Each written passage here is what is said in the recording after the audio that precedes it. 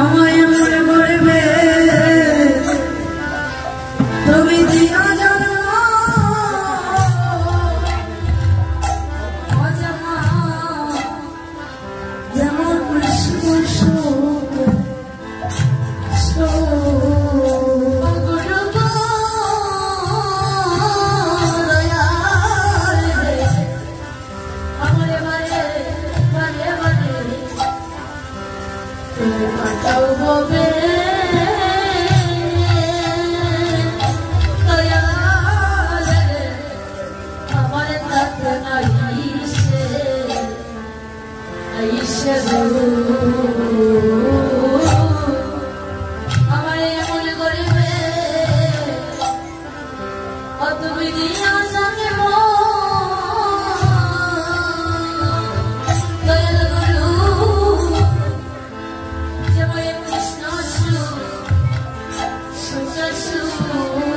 আমি জনমনিয়া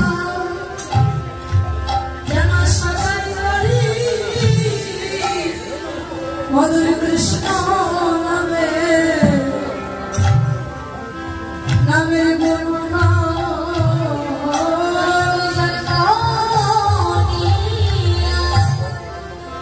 যেন সদাই করি কৃষ্ণ নামে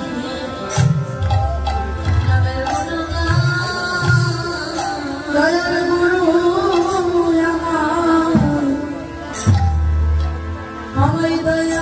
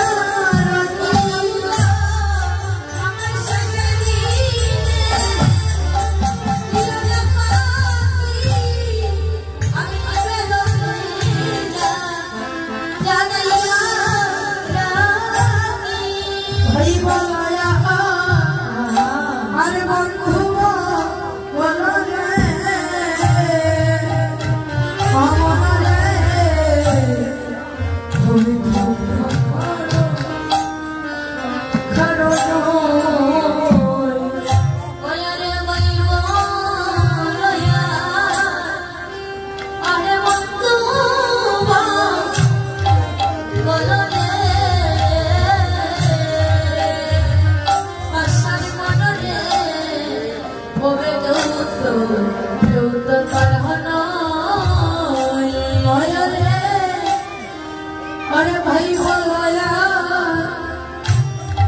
बंधु बोला रे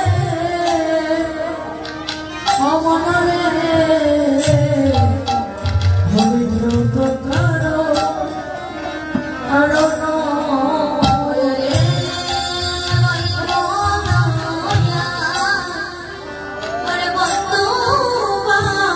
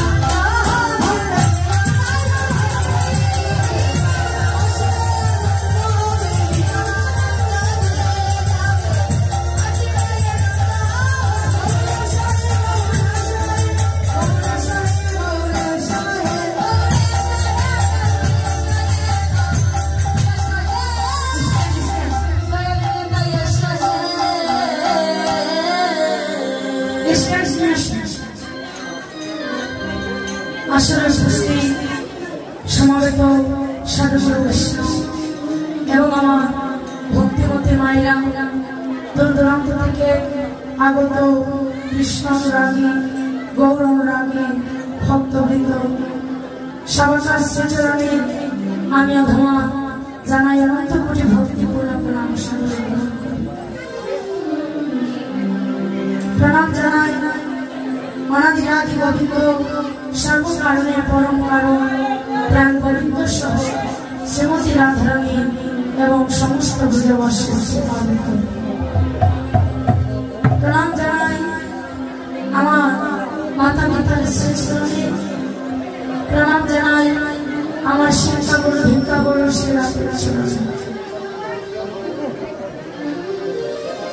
প্রণাম জানাই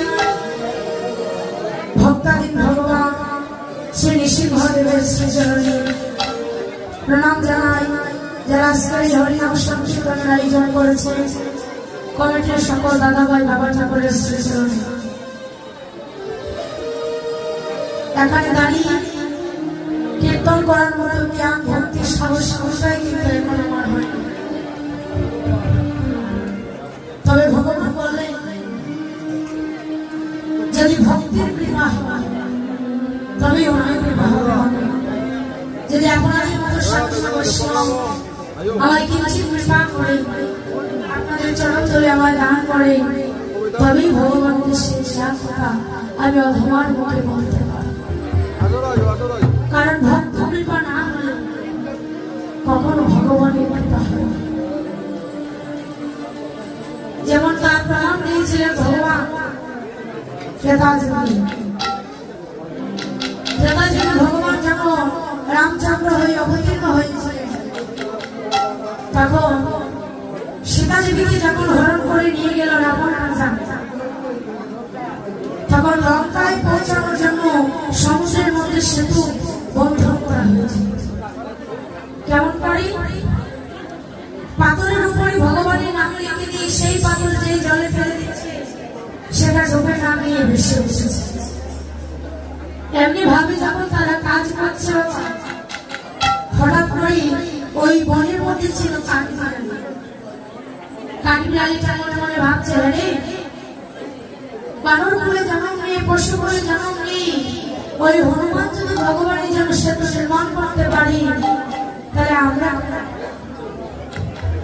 সেদিন ওই ছোট ছোট কাঠবিড়ালি তারা কি করেছিল, তারাও ছোট ছোট পাথর নিয়ে সেই পাথরের উপরে ভগবানের নাম লিখে সেই পাথর যেই জলে ফেলে দিচ্ছে, সেটা ডুবে না গিয়ে ভেসে। এমনি ভাবে যখন কাজ করছে, হঠাৎ করে হনুমান ডেকে বলছে, অরে কাঠবিড়ালি তোমরা কি করছো? বলে, কেন?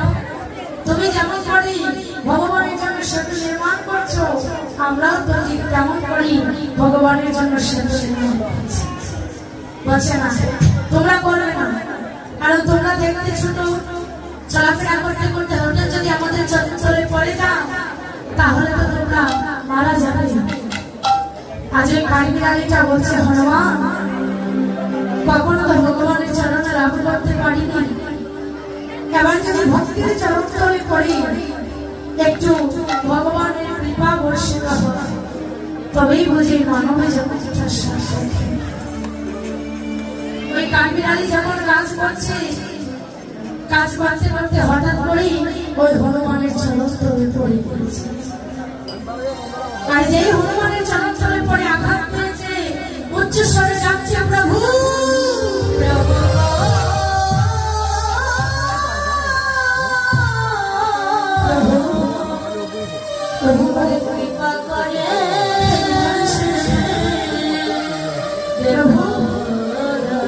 এই বুঝে আমার অন্তিম সময় চলে আসে, আমি বলি আমার বাঁচো, তুমি একটি বাটের জন্য আমায় দেখা।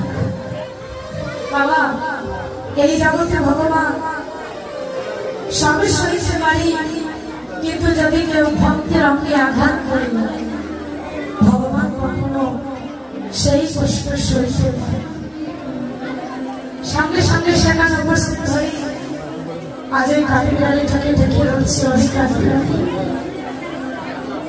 বলে, না তোকে এমন দশা কে করেছে?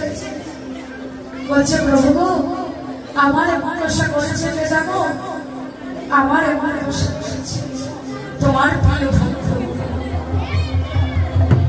ভগবান ডেকে বলছে, আরে হনুমান তুই কি জানিস না এই জগতে আমি সব সইতে পারি, কিন্তু কখনো ভক্তের আঘাত আমি সইতে পারি না।